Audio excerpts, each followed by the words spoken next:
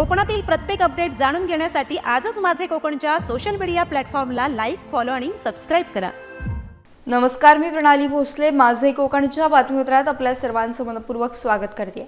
बातमीपत्राला सुरुवात करण्याआधी पाहूयात हेडलाईन्स. मुंबई गोवा महामार्गावर नियमबाह्य खोदकाम, टेलिकॉम कंपनीकडून नियमांचं उल्लंघन, साईट पट्टी खणल्यानं अपघाताचा धोका, ग्रामस्थांचा 26 जानेवारीला उपोषणाचा इशारा, दोषी ठेकेदारावर कडक कारवाईची मागणी. महाडमध्ये कमानीचा वाद चिघळला, कमानीला डॉक्टर बाबासाहेब आंबेडकरांचं नाव देण्याची मागणी, खरवली बौद्धवाडी ग्रामस्थ आक्रमक, ग्रामस्थांच्या उपोषणाचा इशारा. अमोद मुंडेवर कडक कारवाईची मागणी, आरटीआयचा दुरुपयोग करून वारंवार त्रास दिल्याचा होतोय आरोप, आदिवासी समाजातील विश्वनाथ वाघ यांनी दिले प्रशासनाला निवेदन. आणि भास्कर जाधवांचा सत्ताधाऱ्यांवर मोठा हल्लाबोल, नोटबंदीनंतर इतक्या नोटा येतायत कुठून, विधानसभा अध्यक्षांवर देखील साधला बोचरा निशाणा. पाहुयात सविस्तर वृत्त. मुंबई गोवा महामार्गावरील कशेडी ते भरणे नाका दरम्यान एका खासगी टेलिकॉम कंपनीनं केबल टाकण्यासाठी नियमबाह्य खोदकाम केल्यानं नवा वाद निर्माण झालाय. महामार्ग प्राधिकरणाच्या अटींचे उल्लंघन करत ठरवून दिलेल्या अंतरापेक्षा अत्यंत जवळ खोदकाम करण्यात आले आहे. यामुळे महामार्गाची साईड पट्टी कमकुवत झाली असून अपघाताचा धोका वाढला. महामार्गाचे उपअभियंता पंकज गोसावी यांनी ही चूक मान्य करत काम थांबवण्याचे आदेश दिलेत. परंतु या बेजबाबदार कामामुळे महामार्गाचे मोठे प्रमाणात नुकसान झाले. संबंधित कंपनीने टाकलेली केबल काढून रस्ता पूर्ववत करण्याची मागणी स्थानिक ग्रामस्थांनी केली आहे. तसेच दोषी ठेकेदारावर कडक दंडात्मक कारवाई करण्याची मागणी देखील जोर धरती आहे. प्रशासनाने याकडे त्वरित लक्ष न दिल्यास 26 जानेवारी रोजी खेड तहसीलदार कार्यालयासमोर तीव्र उपोषण करण्याचा इशारा ग्रामस्थांनी दिला आहे. या प्रकरणामुळे महामार्ग बांधकाम विभागाच्या कारभारावर आता प्रश्नचिन्ह उपस्थित केले जात असून नागरिकांमध्ये तीव्र संताप व्यक्त होत आहे. रायगड जिल्ह्यातील महाड तालुक्यात खरवली बौद्धवाडी येथील कमानीचा वाद आता चांगलाच विकोपाला गेलाय. ढालकाठी निगडे मार्गावर नव्याने बांधल्या जाणाऱ्या कमानीला ग्रामस्थांनी तीव्र विरोध दर्शवला आहे. खरवली काळीज ग्रामपंचायतीने 5 वर्षांपूर्वी या ठिकाणी महामानव डॉक्टर बाबासाहेब आंबेडकर यांच्या नावाची कमान उभारण्याचा अधिकृत ठराव मंजूर केला होता.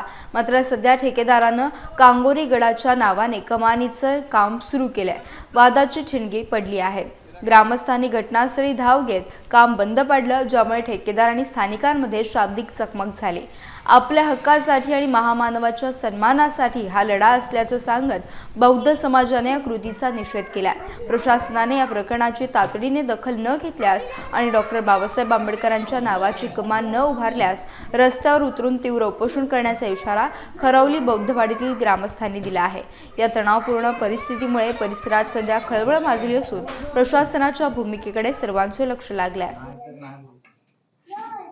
आमदार साहेबांनी याला देखील सहमती दिली होती, परंतु आत्ताच होऊ घातलेली ही कमानी, या कमानीचं उद्घाटन म्हणजे भूमिपूजन 31 तारखेला झालं होतं. तिथं आम्हाला असं समजलंय की ही कांगोरी गाडाची कमानी होती आणि सन्माननीय आमदार साहेबांचं नाव त्यांनी त्या ठिकाणी घेतलंय. आम्हाला या कमानीला विरोध नाही, त्यांनी ही कमानी कुठेही बांधावी त्याविषयी आम्हाला काही नाही, परंतु ज्या डॉक्टर बाबासाहेबांच्या नावाने ही कमानी होणार होती आणि हा ठराव ग्रामपंचायतीने मंजूर केला असताना या प्रकारे बाबासाहेबांच्या कमानीला विरोध असेल तर तो आम्ही अन्यथाही मान्य करून घेणार नाहीत. आणि डॉक्टर बाबासाहेब आंबेडकरांच्या नावाने कमानी ही झालीच पाहिजे. जर कमानी झाली नाही तर आम्ही संविधानिक पद्धतीने हे आंदोलन करू. आणि म्हणतो कोणी सांगितलं तर आमदार साहेबांनी सांगितलं, म्हणजे इथे कमानी व्हायचे आहे. आम्ही डॉक्टर बाबासाहेब आंबेडकरांची कमानी बांधतोय, आम्हाला ग्रामपंचायतीचं ठरावाचं पत्र आहे. आणि असं असताना आम्हाला जाणीवून आमच्यावरती अन्याय होत आहे. बौद्ध समाजावरती डॉक्टर बाबासाहेब आंबेडकरांची कमानी बांधणारा बाबासाहेबांच्या कार्यक्रमासाठी गव्हर्नमेंट महाराष्ट्र सरकार आणि केंद्र सरकार लाखो करोड रुपये खर्च करत आहे. आणि मग ते करत असताना बाबासाहेबांच्या कमानीला ह्यांचा विरोध का? आमची ढालकाठीवर बाबासाहेबांची कमानी वाहणार होती, तर तिथं विरोध करून शानी कांगोरी गडाची कमानी होती, त्याला आमचा विरोध आहे. आमची बाबासाहेबांचीच कमानी झाली पाहिजे. नाही झाली तर आम्ही सगळे रस्त्यावर येऊन उपोषणाला बसणार.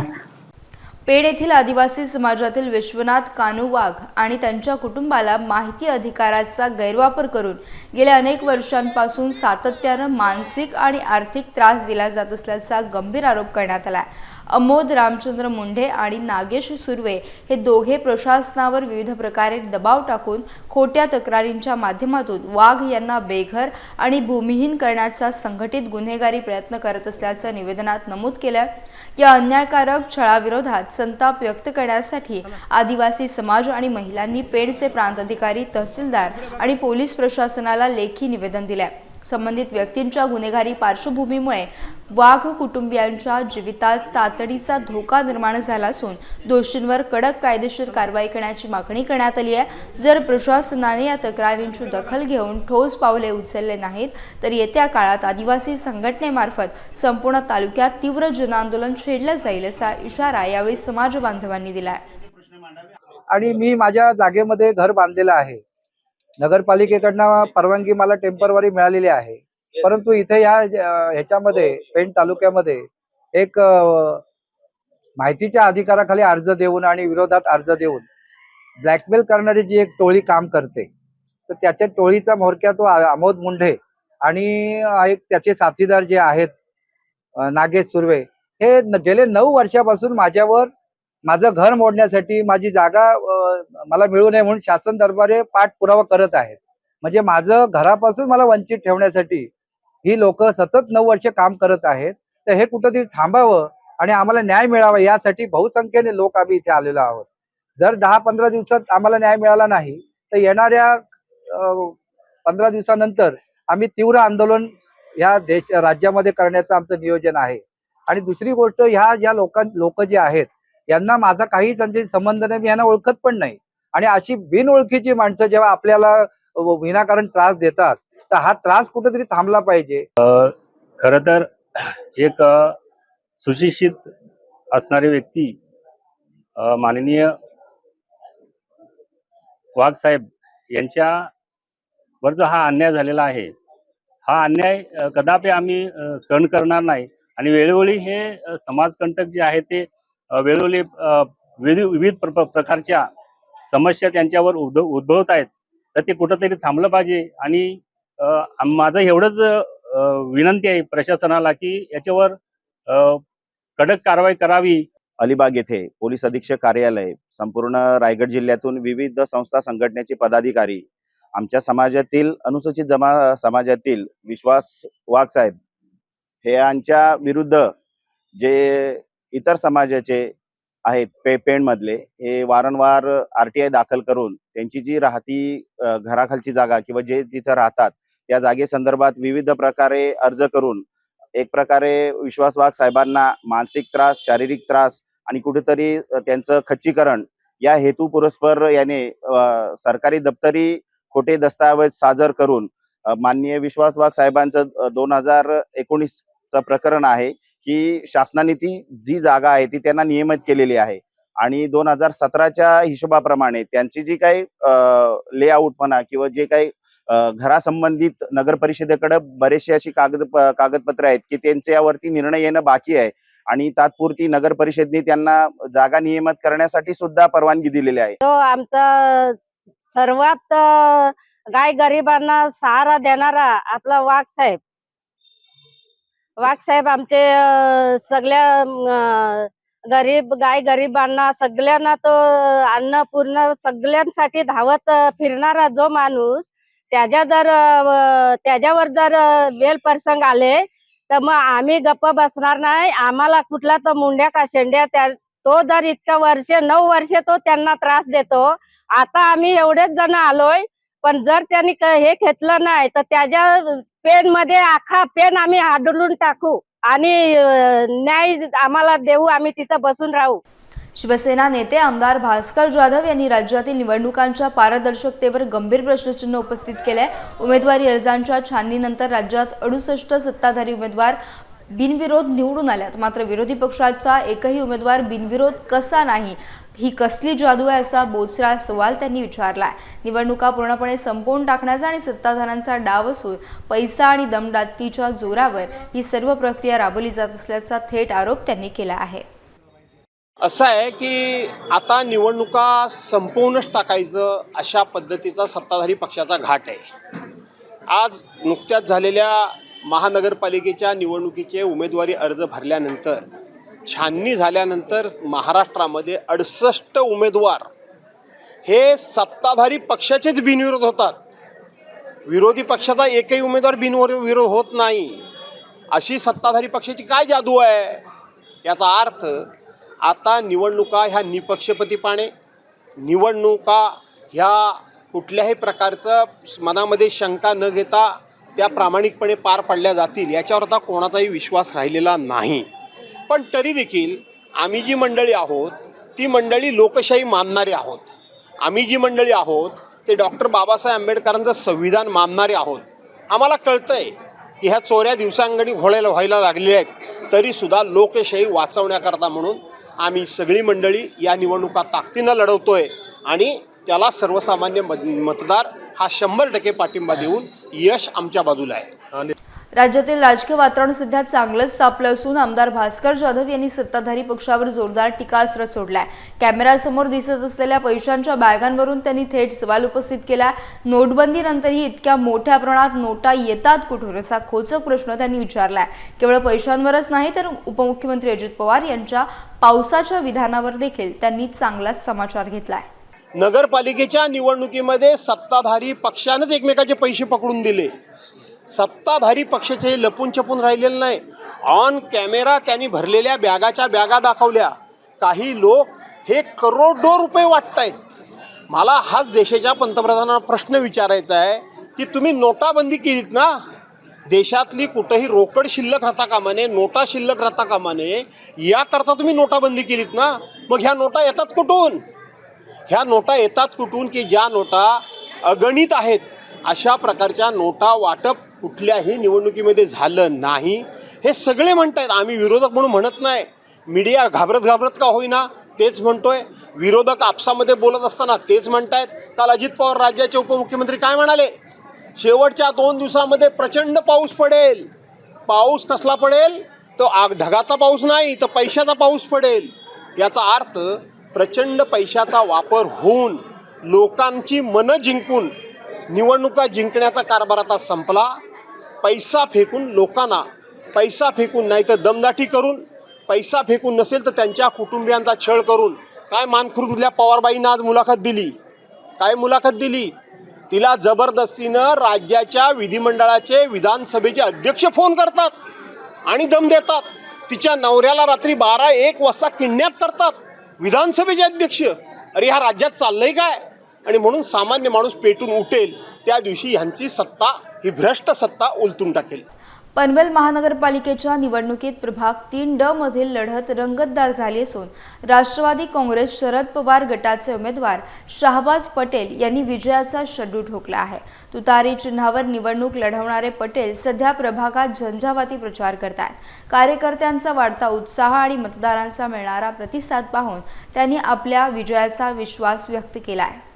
माझा विजय निश्चित आहे. मी सर्वप्रथम पक्षाचा आभार मानतोय, पक्षाच्या वरिष्ठांचा, जे माझ्यावर त्यांनी विश्वास ठेवून मला पक्षाची उमेदवारी दिलेली आहे आणि माझा विजय 100% निश्चित आहे. मी तुम्हाला आज गवाही देतो आणि जनतेला पण मी सांगतोय जास्तीत जास्त मतांनी मला निवडून द्या हीच मी अपेक्षा करतो जनतेला. मला नाही वाटत कोणी माझा स्पर्धामध्ये आहे. त्याचा विकासच नाही, त्यानं 5 वर्ष काहीच काम केलेलं नाही आहे.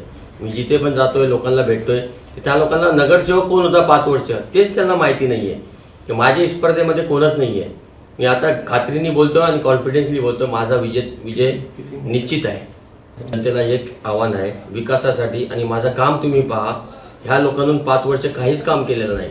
हे 5 वर्षानंतर परत आले, ह्या वेळेला हे मत मागायला आले ना त्यावेळेला त्यांना एक प्रश्न विचारा, तुम्ही 5 वर्ष कुठे होते? त्यांच्याकडून ते उत्तर घ्या. त्याच्यानंतर तुम्ही मतदान करा.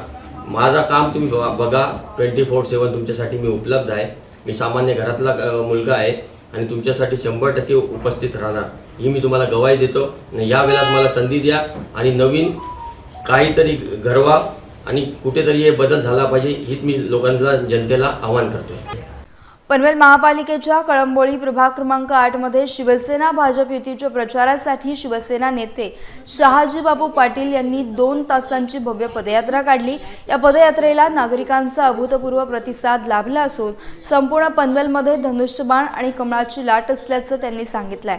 यावेळी त्यांनी महायुतीचे 65हून अधिक नगरसेवक निवडून येतील असा ठाम विश्वास व्यक्त केला। कळंबोळीत मराठवाडा, विदर्भ आणि मानदेशातील मतदारांची संख्या मोठी आहे। शिंदे फडणवीस सरकारनं दुष्काळग्रस्त भागाला पाणी देऊन हा परिसर हिरवागार करण्याचा ऐतिहासिक निर्णय घेतल्याचे त्यांनी नमूद केले। राज आणि उद्धव ठाकरेंची युती मुंबईत प्रभावी ठरणार नाही असा दावा देखील त्यांनी यावेळेला केलाय। मी पनवेलमध्ये प्रभाग क्रमांक 8 या ठिकाणी शिवसेना आणि भारतीय जनता पार्टी या उमेदवारांच्या प्रचारासाठी आलो। 2 तासाची चाललेली भव्य पदयात्रा, दुकानातून होणारा नागरिकांचा प्रतिसाद आणि या पदयात्रेला भरभरून जनता दुरून देत असलेला हात वर करून पाठिंबा यातून स्पष्टपणे दिसून येते की प्रभाग क्रमांक 8 प्रमाणेच पनवेल शहरात संपूर्णपणानं धनुष्यबाण आणि कमळ याची प्रचंड मोठी लाट आहे आणि 65च्या वर या ठिकाणी नगरसेवक निवडून येतील असं मला खात्री आहे। माझं विजन असं आहे की सध्या मी घरोघरी फिरत असताना महिलांच्या खूप छोट्या मोठ्या समस्या आहेत, जास्त नाही आहेत, पण त्या समस्या म्हणजे त्यांना कसं जे 1,500 रुपये मिळतात त्याची गुंतवणूक नेमकी कुठं करायची हा त्यांचा प्रश्न आहे। म्हणजे त्यांना असं सांगायचं की बाबा आम्हाला छोटे मोठे गृहउद्योग पाहिजेत किंवा बचत गटाला जे काही योजना आहेत त्या शासनाच्या त्या आमच्यापर्यंत पोहोचाव्या त्या अशी त्यांची अपेक्षा आहे। तर त्या अपेक्षा मी पूर्ण करायचा विजन आहे माझं। उरणमधील नवघर येथे स्थानिक ट्रान्सपोर्ट मालकांची महत्त्वपूर्ण बैठक संपन्न झाली। संतोष कदम आणि सोनम ट्रान्सपोर्ट करून स्थानिक मालकांना होत असलेल्या त्रासामुळे हा निर्णय घेण्यात आला। परप्रांतीय ट्रान्सपोर्ट मालकांचे वाढते वर्चस्व आणि स्थानिक रोजगारावर होणारा परिणाम यावर या बैठकीत सविस्तर चर्चा करण्यात आली आहे। नवघर ट्रक टेम्पो वाहतूक सहकारी संस्थेच्या माध्यमातून आयोजित या बैठकीला उरणच्या नगराध्यक्षा भावना घाणेकर यांनी उपस्थिती लावून सर्वांच्या समस्या जाणून घेतल्यात। पोलीस प्रशासनाच्या दुर्लक्षामुळे स्थानिक ट्रान्सपोर्टवर सातत्यानं अन्याय होत असल्याच्या तक्रारी यावेळी करण्यात आल्या। नगराध्यक्षा भावना घाणेकर यांनी सर्व मागण्यांची दखल घेतली आहे। त्यांनी पोलीस प्रशासनासोबत संयुक्त बैठक लावून प्रश्न मार्गी लावण्याचं आश्वासन दिले। या बैठकीला संस्थेचे अध्यक्ष प्रदीप भोईर यांच्यासह मोठ्या संख्येने सभासद उपस्थित होते। पेण पोलीस ठाण्यात रेझिंग डे मोठ्या उत्साहात साजरा करण्यात आला। या विशेष दिनानिमित्त पानेर येथील आशा किरण इंग्रजी माध्यम शाळा आणि प्रायव्हेट हायस्कूलमधील RSP व स्काउट गाईडच्या विद्यार्थ्यांना पोलीस ठाण्यात निमंत्रित करण्यात आलं होतं। एकूण 70 विद्यार्थी आणि त्यांच्या शिक्षकांनी या उपक्रमात उत्स्फूर्तपणे सहभाग नोंदवला। उपविभागीय पोलीस अधिकारी जालिंदर नालकुल आणि पोलीस निरीक्षक संदीप बागुल यांनी विद्यार्थ्यांना मार्गदर्शन केलं। यावेळी विद्यार्थ्यांना पोलीस ठाण्याचे दैनंदिन कामकाज, सायबर गुन्हेगारी आणि अत्याधुनिक शस्त्रास्त्रांची सविस्तर माहिती देण्यात आली। तसेच आपत्कालीन मदतीसाठी डायल 112 आणि सायबर क्राईम हेल्पलाईन 1930 बाबत जनजागृती करण्यात आली। विशेष म्हणजे विद्यार्थ्यांनी वाहतूक नियमांचे धडे गिरवून प्रत्यक्ष रस्त्यावर वाहतूक नियोजनाचा अनुभव घेतला। बालकांवरील अत्याचार रोखण्यासाठीच्या कायद्यांची माहिती देखील यावेळी विद्यार्थ्यांना देण्यात आली आहे। या उपक्रमामुळे पोलीस दलाप्रती विद्यार्थ्यांच्या मनात आदर निर्माण होऊन त्यांना पोलिसांच्या खडतर कामाची जवळून ओळख झाली। संपूर्ण महाराष्ट्र राज्यामध्ये पोलीस स्थापना दिवस अनुषंगाने 2 जानेवारी ते 7 जानेवारीच्या दरम्यान रेझिंग डे पोलीस स्थापना दिवस म्हणजेच रेझिंग डे या उपक्रमामार्फत संपूर्ण महाराष्ट्रभर विविध कार्यक्रमांचे आयोजन केले जाते। त्याच्यामध्ये पोलीस स्टेशनची प्राथमिक माहिती असेल, वाहतूक नियंत्रणाच्या बाबतीतील माहिती असेल, पोलीस हत्यारांची माहिती असेल आणि विविध शाळेच्या विद्यार्थ्यांना पोलीस दलाबद्दल आणि पोलीस दलाच्या कामकाजाबद्दल जनजागृती करून एक प्राथमिक माहिती देण्याचा हा उद्देश असतो। आणि त्या अनुषंगाने रायगड जिल्ह्यामध्ये माननीय पोलीस अधीक्षक श्रीमती अंचल दलाल मॅडम यांच्या मार्गदर्शन व सूचनेनुसार संपूर्ण पोलीस ठाण्यांमध्ये हा कार्यक्रम आयोजित केला जात आहे। त्याच अनुषंगाने पेण पोलीस ठाणे येथे प्रभारी अधिकारी पोलीस निरीक्षक आदरणीय बागुल साहेब यांच्या मार्गदर्शनाखाली DYSP साहेब आदरणीय नालकुल साहेबांच्या सूचनेवरून या ठिकाणी हा कार्यक्रम आम्ही या ठिकाणी आयोजित केला। तर याच्यामध्ये प्रायव्हेट हायस्कूल पेन येथील स्काउट गाईडचे विद्यार्थी असतील, RSPचे विद्यार्थी होते आणि यांच्या माध्यमातून यांना पोलीस स्टेशनच्या प्राथमिक कामकाजाबद्दल माहिती देण्यात आली. त्याचप्रमाणे त्यांना वाहतुकीचे नियंत्रण कसं करावं, वाहतुकीचे इशारे कसे समजून सांगावे, सिग्नल बद्दल माहिती दिलेली आहे. रायगड जिल्ह्यातील माणगाव येथील गांगवली केंद्रशाळेचा पोस्को महाराष्ट्र स्टील कंपनीच्या CSR उपक्रमातून पूर्णतः कायापालट करण्यात आला. नूतनीकरण झालेल्या सुंदर वास्तूचा उद्घाटन सोहळा 22 डिसेंबर 2025 रोजी मोठ्या उत्साहात संपन्न झाला.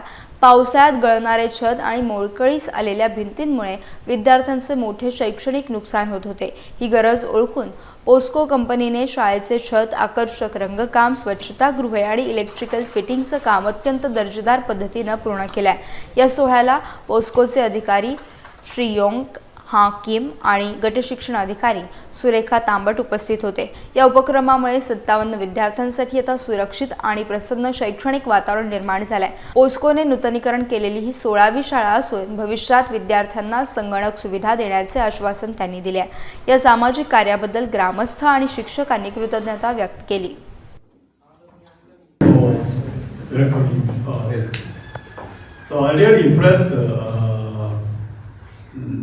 when I visit here. So here is the student. Also looks like very smart. So in my opinion, so in the future, you will be a very important person. In order to do that, you have to do education. Also, the facility have to be a good. So Posko Mahastra support you and.